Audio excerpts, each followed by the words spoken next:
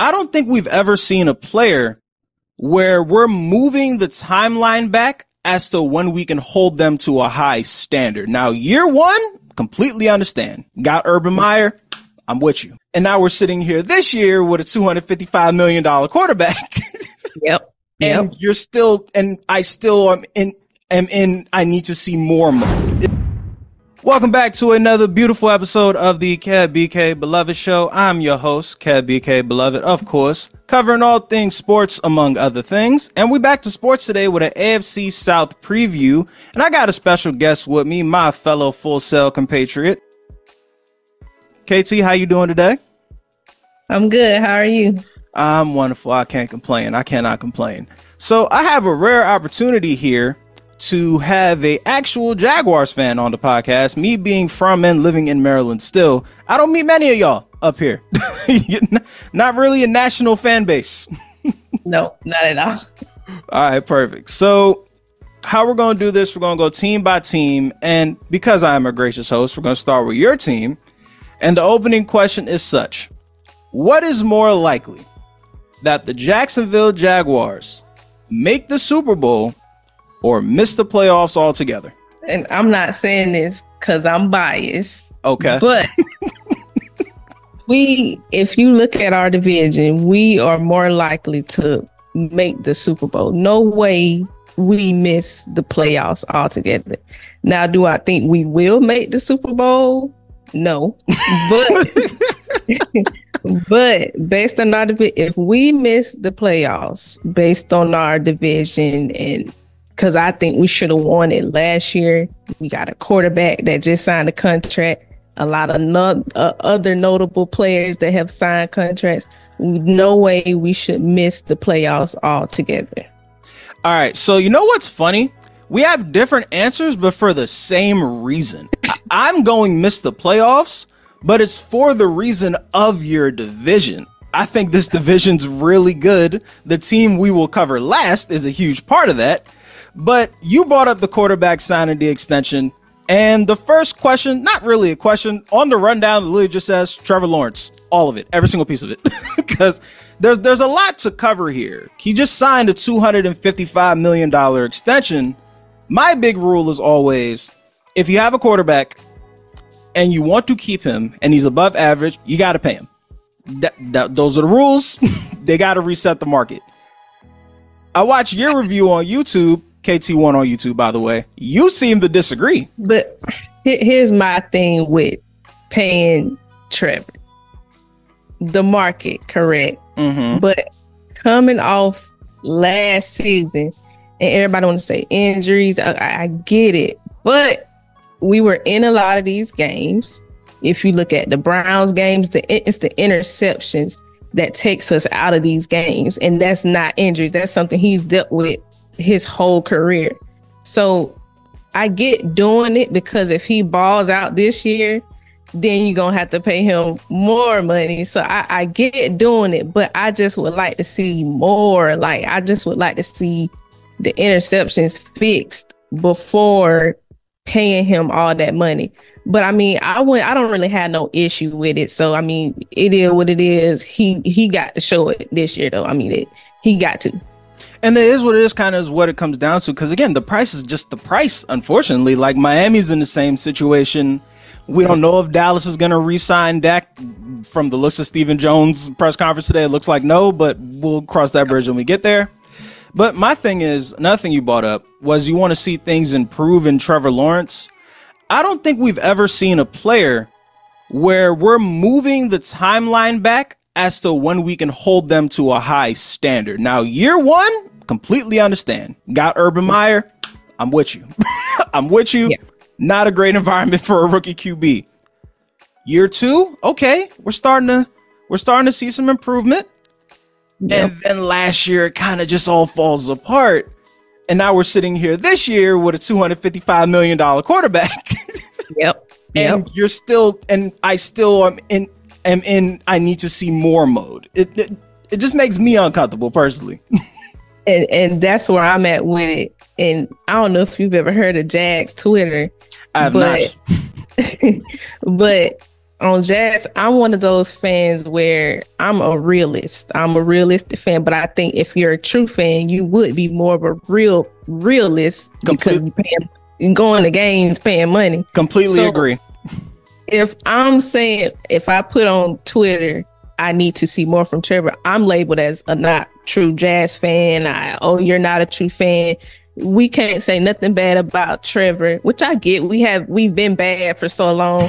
We haven't had good for so long that we get an ounce of a number one generational in it. But that's where you were the number one pick.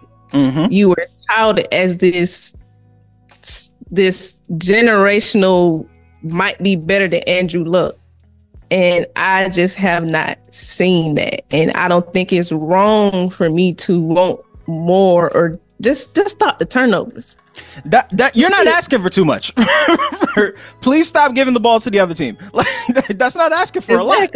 Exactly. And it would be different if this was like a Josh Allen situation where it's like, yeah, I'm going to lead in total turnovers, but he also leads in total touchdowns since he came into the league. So it kind of evens out. That's not really where we're at with Trevor right now. But the man got his money.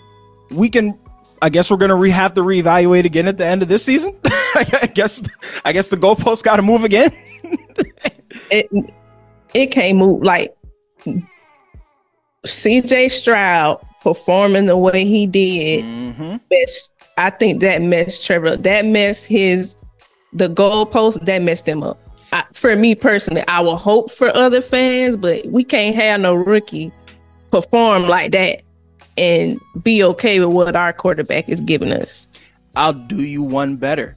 Later on, when we were going to bring up the Texans, I was going to save this, but everything we wanted Trevor Lawrence to be, and we're still waiting for him to do, CJ Stroud came through the door with it.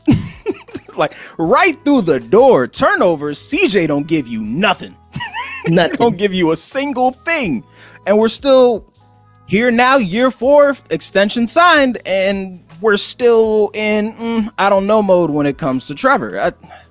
Look, I think I posted something along those lines on Twitter that we have a rookie in our division who's doing what we wanted Trevor to do, and they eat you up.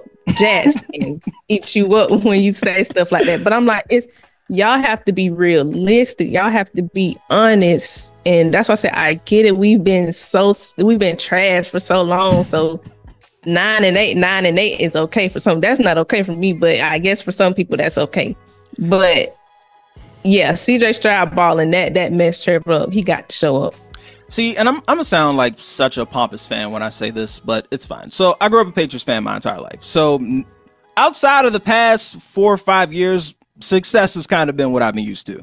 So yeah. I don't have that thing that, for lack of a better word, poverty franchises have, where they got to try to talk themselves into okay players being great and bad players being good. I don't have that. I call a spade when I see it. That's literally that's a Jaguar fan, what they call it, survivor kit.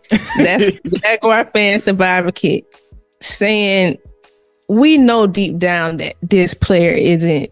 And now, they say everybody's in the NFL, they ain't trash, but we're comparing you to your peers. Exactly. So be honest, that's not it. But we're just so accustomed to he might work, but they might work. No, I want greatness. That's what I say. I need greatness from Trevor. That's what I need. I'm not okay with okay.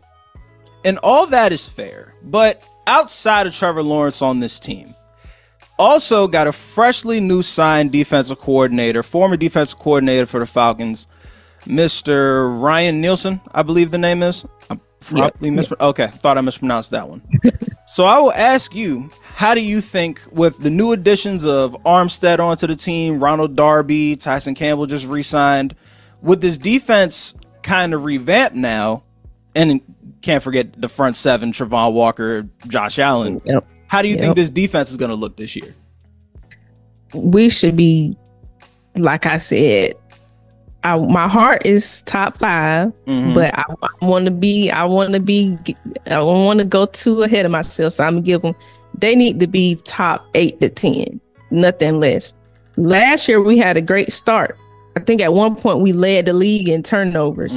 So, but it kind of all just, which I don't know if you look at it, it kind of all just failed. And we shored up the D line, we shored up the secondary, we got a DC, and a lot of us fans were calling for that type of play man. Why do we always give so much cushion to wide receivers? So we have a DC that plays that way. If you look at where he had the Falcons and the rankings that where they were in the league, I don't see why he wouldn't be able to come and bring us to top 8 to 10 with the veterans that we have on that defense now. And I'm looking at the personnel on y'all defense compared to what the Falcons had last year. Outside of AJ Tyrell, if you're doing the top 10 of putting these defenses side to side, just ranking all the best players, AJ Tyrell would be 1, 9 through 10 would be Jaguars. Exactly. Like, so I'm with you. I don't see why they wouldn't be in that 8 to 10 range. Now, not to put it back on Trevor, but if Trevor doesn't give the defense extra time to be on the field, that would also be nice. But you're bringing up the more man coverage. It didn't make a lot of sense to me watching y'all give them a bunch of space either, because I'm like, y'all know you have the front 7 to apply pressure and create more turnovers if you press, right? That's kind of the point. Y'all can afford to do the whole go big or go home thing because you have the personnel to do so. I don't think Ryan Nielsen's going to have that same problem this year. One more thing we got to look at before we move on from the Jaguars. This offensive line. This offensive line, I'm a former offensive lineman myself. This is where I get like super critical of teams. I love the Mitch Morse signing. The center is one of the most important positions on the team from a mental standpoint, and obviously the physical. Got to call out the blitzes, got to identify the mic, formations, all that fun stuff. What do you expect to see from this offensive line this year? Well, we can only go up because we were like, what? We were like the 32nd, 31st. So if we stay there, get worse. So we can only go up.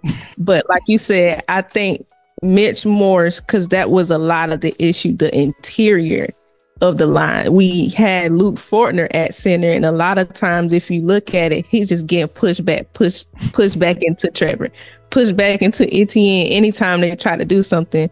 So with us getting a veteran at that center position with playoff experience, I think that addition alone will shore up that line. All right, love to hear it. Last point before we move on from the Jaguars. It is February 2025, the day after the Super Bowl. The headline for the Jacksonville Jaguars season is what?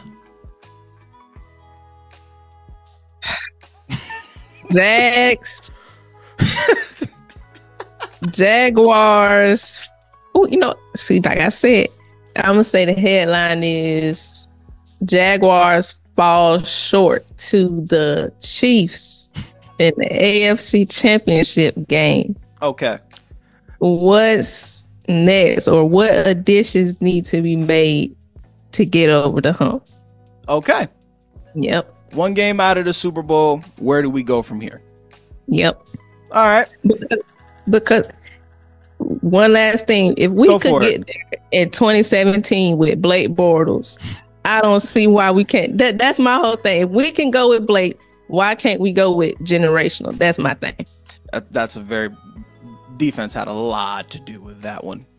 And that's what I expect. That's what I think is going. To this day, I think Jalen Ramsey should be able to claim Blake Bortles on his taxes for the way he was carrying him that year. There was a lot going on. Yeah. I got a little counter, and maybe I'll get attacked on Jags Twitter for this.